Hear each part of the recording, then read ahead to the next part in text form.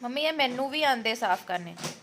ਚੱਲ ਮੈਂ ਕਿਹਾ ਮੇਰੀ ਧੀ ਦਾ ਹੁਣ ਧੀ ਤੂੰ ਕੋਈ ਨਹੀਂ, ਤੁਹਾਨੂੰ ਇਹ ਹੁੰਦਾ ਵੀ ਇਹ ਚੱਜ ਨਾਲ ਨਹੀਂ ਕਰਦੀ ਤਾਂ ਮੈਂ ਕਰ ਲਵਾਂ। ਆਈ ਨਹੀਂ ਮੈਂ ਤਾਂ ਕਰਨੀ, ਮੇਰੀ ਧੀ ਕੰਮ ਨਾ ਕਰੇ ਤਾਂ ਤੂੰ ਮੇਰੇ ਤੇ ਤੋਹਫਾ ਲਾਤਾ, ਤੋਹਫਾ ਨਹੀਂ ਹੁੰਦਾ, ਤੋਹਮਤ ਹੁੰਦੀ। ਤੋਹਮਤ ਲਾਤੀ। ਕੀ ਪਤਾ ਪੋਚੇ ਲਗਾਏ ਬੰਦਾ ਚੱਪਲ ਧੋ ਕੇ ਆਵੇ। हाँ पूछो पूछो रिथवी, चप्पल धो के नहीं आ सकते अंदर। हाय गाइस, सत श्री अकाल, स्वागत है आपका हरिथवी बहल एंड मम्मा रॉक्स में। तो आज तो मीनू और उसकी मम्मा रॉकिंग बने हुए हैं। आज मैं और मम्मा ने अच्छा सा फोटोशूट किया। भी रोटी नहीं देती। तो मेरा और मम्मी का बहुत ज़बरदस्त सा शूट हो गया है और कोई भी ऐसी पिक्चर नहीं आई जो मतलब अच्छी ना आई हो। बहुत ही अच्छी अच्छी पिक्चर्स हम लोगों ने क्लिक की हैं। वीडियो बनाने का मन था लेकिन पता नहीं चल रहा था वीडियो में क्या बनाए, है ना, समझ नहीं आ रही थी कैसे बनाऊँ। अगर कोई होता तो फिर वो शूट करता। और ये पीछे स्टोर है और चलो पहले खाना बनाते हैं। खाना बस मायके में ये जो 2-4 दिन होते हैं ना, यही तो खट्टी मीठी यादें होती हैं। जब हम बेटियां ससुराल में जाती हैं तो इन चीज़ों को याद करती हैं, माँ बाप को याद करती हैं। और इतना बिज़ी होने के बावजूद भी हम लोग खुश रहती हैं, अपने काम को बेस्ट करती हैं। तो बस मैं और मम्मी, बस मम्मी पापा के साथ मेरी ऐसी, मम्मी के साथ मेरी कम खिटपिट होती है। मैं तो पापा को तो मैं जीने ही नहीं देती। पापा के साथ तो मैं ऐसी खिटपिट करती हूँ ना कि जब तक पापा ज़ोर से चिल्लाएंगे नहीं, मैंने चैन नहीं लेनी। और मेरी मम्मी फिर बोलती है, हो गई तेरी रोटी हज़म, तेरा खाना हजम हो गया। तो बस इसी तरह ये खिटपिट हमारे घर में चलती रहती है और पूरे मोहल्ले को पता चल जाता है कि मैं आई हुई हूँ। किसी ने कल पूछा था तो मैं बता दूँ, जी हाँ, मैं इकलौती बेटी हूँ, लेकिन मेरे 2 भाई हैं। बेटी कोई और नहीं है, मतलब मैं इकलौती बेटी हूँ, लड़की इकलौती हूँ। बाकी मेरे 2 भाई हैं। इसीलिए मुझे लगता है कि मेरे माँ बाप ने मुझे ज़्यादा ही सिर पर चढ़ा के रखा है शुरू से। दैट्स वाई मेरी ज़ुबान जो है ना उनके सामने बहुत चलती है, सिर्फ पापा के सामने ही चलती है और वो भी मजाकिया चलती है। वैसे मैं बहुत शांत शरीफ इंसान हूँ।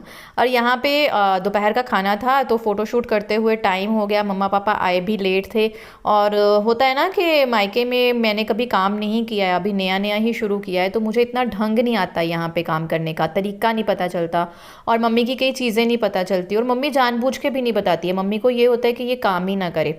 लेकिन अब मुझे होता है कि मम्मा एज्ड हो गए हैं, उनके लिए कोई हेल्प नहीं है, तो थोड़ी बहुत तो हेल्प करना चाहिए ना। दैट्स वाई मैं करती हूँ।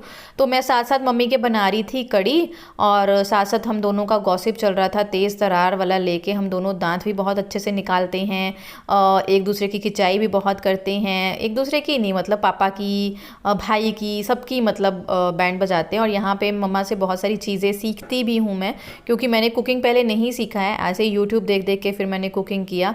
तो बहुत सारी छोटी छोटी चीज़ें होती हैं जो मैं मम्मी से सीखती हूँ। गर्मी थी लेकिन बारिश हुई थी ना, तो इतना मतलब ठीक ठाक हो गया था मौसम, हल्की फुल्की बारिश हो रही थी। और यहाँ पे साथ साथ बन रही थी कड़ी और साथ साथ बन रही थी चपातियाँ। और बस इसी तरह से पीछे बोरी में रखा हुआ है आटा और देखिए उसके नीचे भी एक प्लास्टिक की शीट रखी हुई है। इतनी इन दिनों में सैलाब और सिलन इतनी ज़्यादा होती है ना यहाँ पे कि छोटी छोटी चीज़ों का यहाँ पे ध्यान रखना पड़ता है। और फिर मम्मी कहते हैं कि मैं अगर थोड़ा सा भी बेफिक्र हो जाऊँ ना तो घर तहस नहस हो जाएगा। दैट्स वाई मम्मी बहुत ज़्यादा काम करते हैं और उन्हें अच्छा लगता है कि अपने हाथ से ही वो काम करें। और यहाँ पे इसीलिए मम्मी छोटी छोटी चीज़ों का ध्यान रखते हैं खुद। वैसे तो मैं अपनी तरफ से कोशिश करती हूँ। पिछली बार हीर जी ने मुझे बहुत डांटा था। अगर हीर जी ये ब्लॉग देख रही हैं तो देखिए भाई, मैं इस बार काम कर रही हूँ। इस बार भगवान की दया से ऐसा है कि मेरी तबीयत उतनी ख़राब नहीं है जितनी पहले हुआ करती थी।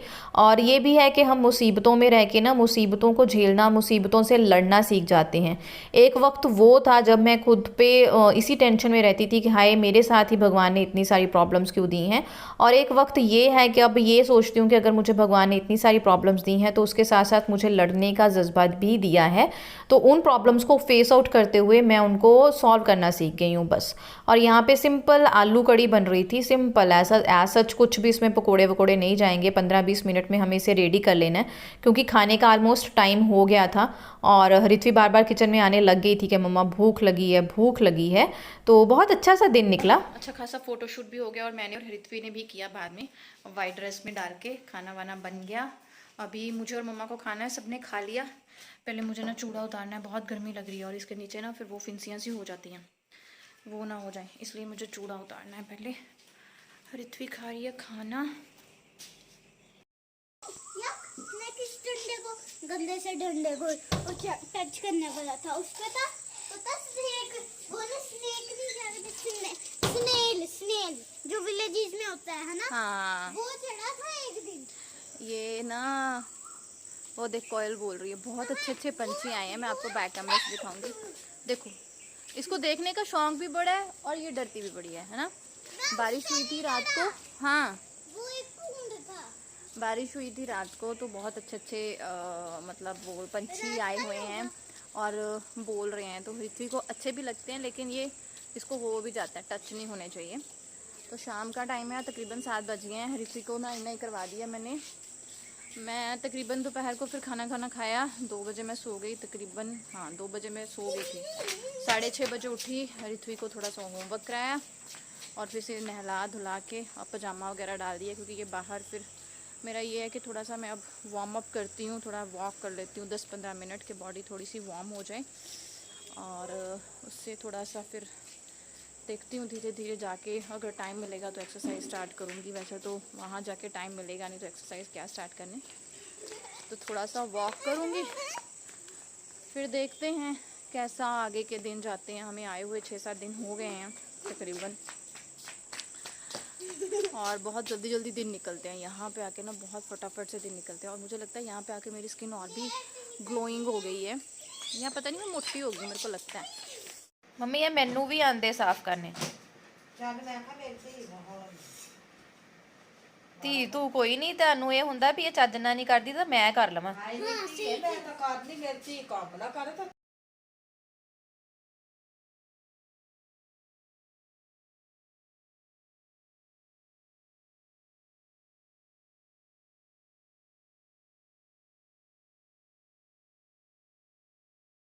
मम्मी पापा, आज ना सुबह बाहर बहुत बारिश हुई थी, तो आज मौसम ठंडा है, एसी नहीं लगा अभी तक। 12:30 हो गए हैं। मैं एक बार उठ के फिर से दवाइयाँ ववाइयाँ खा के सो के फिर से उठ गई हूँ। मेरा रोज का ही ये काम है, दवाइयाँ खाती हूँ, 1.5-2 घंटे सोती हूँ, फिर उठती हूँ। और ये बाबूजी अपना पढ़ लिख के, इन्होंने गेम खेल रहे हो, क्या कर रहे हो? ये गेम खेलती है गाइस फ़ोन में ना। मैं इसको ऐसा यूट्यूब वगैरह कुछ नहीं देखने देती, बस गेम्स वो भी चेकआउट रखती हूँ क्या चीज़ क्या चल रही है। तो ये इसको इसके मामू ने पढ़ा दिया था सारा कुछ करके। और आज मैंने ना मम्मा को सुबह झाड़ू वगैरह नहीं लगा के दिया, क्योंकि मम्मा आज सफाइयाँ कर रहे थे किचन विचन की, क्योंकि यहाँ पे ना सिलन रहती है बहुत ज़्यादा, सैलाब सिलन। उसकी वजह से ना दूसरे तीसरे दिन पूरी सफाई निकालनी पड़ती है, नहीं तो यहाँ पे मम्मा कह रही है कि छोटे छोटे कीड़े आ जाते हैं सीलन में। तो मम्मी सफाई को लेके बहुत ज़्यादा कॉन्शियस है। और फिर इतने बीच में मम्मा झाड़ू लगाने लगे तो मैं उठ गई। मैंने कहा मम्मा क्या कर रही होगी, सफाई कर रही है। तो मैंने बोला झाड़ू तो मैं लगा दूँगी है ना। तो वो कहते नहीं नहीं तू सो, मैं लगाती हूँ। वैसे मेरा दिल बिल्कुल नहीं है झाड़ू लगाने का, पता नहीं दवाइयों की वजह से आज मैं बहुत नर्वस हुई हूँ, क्योंकि 2 दवाइयाँ और नहीं भी चली हैं साथ में। तो मम्मा सेठ कि नहीं नहीं तू कर ले। मैंने कहा मम्मा आप इसलिए नहीं करने देते, मैं अच्छे से नहीं करती। मम्मी कहते नहीं मैं चाहती हूँ तो रेस्ट कर, लेकिन मैंने बोला नहीं मम्मा मैं ही लगाऊंगी, अगर मैंने इस ड्यूटी को लिया है तो मुझे निभाना है। इसी बीच मेरे को ये हो गया कि ससुराल में ना मन हो ना हो, हम लोग इतने ज़िम्मेदार होते हैं, इतने अक्लमंद लोग होते हैं ना हम लोग, कि हर चीज़ को फटाफट कर लेते हैं। वहाँ पे अगर चाहे मुझे जितनी मर्जी नींद आ रही होती, जब तक मेरा काम नहीं ख़त्म होना था मैंने सोना नहीं था। और मायके में क्या होता है कि कुछ भी हो, कोई भी काम पड़ा है पड़ा रहे, आपको कोई चक्कर नहीं है, कोई लेना नहीं है, कोई देना नहीं है, चाहे आपने ड्यूटी ली है चाहे नहीं ली है, आप सो जाते हो। ऐसे ही मैं घोड़े बेच के आराम से सो गई। और मुझे देखिए बिना लाइट के ही मेरा फेस आजकल मुझे साफ़ लगता है, सही लगता है। दवाइयाँ भी असर कर रही हैं और मैं अच्छे से नींद ले रही हूँ, वो भी असर कर रही है। एनवायरनमेंट का भी फ़र्क होता है ना। तो यही चीज़ ना फिर मैंने मम्मा के साथ डिस्कस की, तो मम्मा कहते हैं ऐसा ही होता है, मायका इसी को कहते हैं। चाहे आप जितना मर्जी मायके में भी काम करते हो ना, लेकिन आप एक रिलैक्सेशन में होते हो, आप बाउंड अप नहीं होते हो। ससुराल में आपको कोई बाउंड अप करे ना करे, आप खुद ही हो जाते हो कि मुझे ये काम ख़त्म करना है, जैसे मैं रेल लगी होती है वहाँ पे। तो अभी मैं फटाफट से झाड़ू लगाऊंगी और उसके बाद नहाऊंगी, क्योंकि मैं अब सुबह सुबह नहीं नहाती, क्योंकि थोड़ा सा यहाँ पे आके रूटीन चेंज हो जाता है। तो फिर मैं बस नाश्ता करके 10-15 मिनट जो इधर उधर घूमती हूँ, अगर मुझे नींद आती है तो फिर मैं सो जाती हूँ दोबारा से दवाई ववाई लेके। तो पहले मुझे अपने मल्टीविटामिन लेने होते हैं इस टाइम पे, जो दूध के साथ लेने हैं। वो लेती हूँ फिर शुरू होती हूँ काम। बस उठ के फिर मैंने अपने मल्टीविटामिन्स लिए और उसके बाद फटाफट से झाड़ू लगा दिया। और झाड़ू लगाने के बाद मेरा मूड बन भी गया कि चलो अब मैं लगे हाथ पोछा भी लगा देती हूँ, क्योंकि मम्मा थोड़ा सा रेस्ट करने बैठ गए थे। सारा काम उन्होंने ख़त्म कर लिया था, कपड़े वपड़े धो लिए थे। और सुबह बारिश हुई थी बाहर, मौसम ठंडा ही था, तो एज सच मैंने नहाने की भी कोई जल्दी नहीं की। और दवाइयाँ खा के ना बस मैंने सोने का किया, क्योंकि मुझे ना नींद बहुत आ गई आज दवाई खा के। यूजुअली इतनी नहीं आती है, लेकिन आज तो इतना आया कि बस सो ही जाऊं। तो फटाफट से मैंने यहाँ पे डंडे वाला पोछा लेके उससे पोछे लगाने शुरू कर दिए, क्योंकि आज हाथ से नहीं लगाए। लास्ट टाइम मैं बहुत थक गई थी और मैं डर गई थी कहीं मैं बीमार ना हो जाऊं और फिर ससुराल में जाके टफ हो जाएगा, है ना। फिर यहाँ तो ये है कि सिर्फ झाड़ू पोछा लगा के सो ही जाना है, बाकी काम नहीं करने। लेकिन अपने घर में तो सारे काम करने होते हैं। पर मेरे लिए मेरा सोना यार वे के हामिदा से क्यों नहीं पर्दा, पता नहीं कादे ले नहीं पर्दा। पक्खे ला लिए भाई, पोचे सूख जान नालों नाल। मैंने बालों में ना कंडीशनर लगाया हुआ है, हेयर स्पा टाइप किया हुआ है मैंने वैसे ना झाड़ू ही अकेला लगाती हूँ। आजकल पोछा मैंने छोड़ दिया, एक ही दिन लगाया था क्योंकि मेरी बैंड बच गई थी। लेकिन फिर मैंने हेयर वॉश करने थे तो मैंने सोचा हेयर स्पा कर लेती हूँ। फिर मैंने सोचा 10-15 मिनट इसको रखना है, डंडे से फटाफट सामने सामने पोछा लगा देती हूँ, मम्मा की हेल्प हो जाए। ये देखिए ऐसे ना सिलन से पूरा घर ऐसे ख़राब हो रखा है। हाँ, डैडी बोल तो रहे हैं मुरम्मत करानी है, देखते हैं सर्दियों में कराएंगे। तो आधा पोछा लग गया है, आधा लगाना मैंने। तो बस, और ऐसा होता है ना कि जब मम्मी काम करती है तो हर छोटी छोटी चीज़ को साफ़ करती है, हर छोटी छोटी बेड पे क्या चीज़ पड़ी है, टेबल पे क्या चीज़ पड़ी है। लेकिन मुझे यहाँ पे आइडिया नहीं है कि किसकी कौन सी चीज़ कहाँ पे रखनी है। और मुझे फिर ये होता है कि अगर मैं यहाँ पे सफाई करने लग गई ना तो चीज़ें इधर उधर ना हो जाएं, क्योंकि मैं भूल जाती हूँ। और फिर ऐसा ना हो कि किसी को ज़रूरी कोई चीज़ चाहिए और मेरी वजह से ना मिले। दैट्स वाई यहाँ पे मैं डीप क्लीनिंग बिल्कुल भी नहीं करती।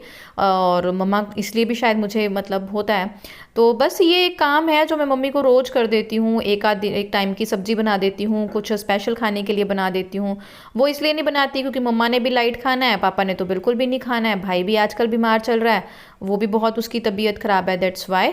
तो बस यहाँ पे मम्मी देख रही थी अपना सत्संग और मैं लगा रही थी पोचे। और बस इतनी देर में ना पापा आ गए थे, पापा को कहीं नीचे भेजा था, शायद पापा खुद गए थे, आए मेरे को नहीं पता।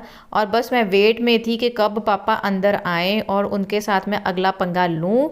तो इसलिए गाइज जस्ट चिल, इंजॉय करो। माँ बाप के साथ भी ये शुगल वगल चलता ही रहता है। माँ बाप के साथ ये छोटी छोटी फाइट करनी बहुत ज़रूरी होती है, क्योंकि मुझे तो मेरी ज़िंदगी में शुरू से मज़ा ही इस बात का रहा है, रौनक ही इस बात की रही है कि मैं और पापा आपस में हमारी ना इतनी मतलब kit kit kit kit kit kit पूरा दिन चलती रहती थी। इस चीज़ को हम दोनों बहुत इंजॉय करते थे। तो आप भी इंजॉय करो, चिल रहो, चिल। मतलब पोछे लगाए बंदा चप्पल तो हो के आवे। हाँ पूछो रिथवी, चप्पल तो होके नहीं आ सकते अंदर। पूरा ये कमरे गंदे कर दिते, मैं लाने नहीं अगे तो।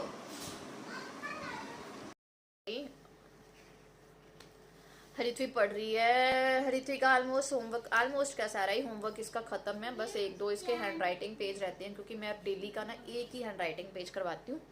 और वेरी गुड वेरी गुड।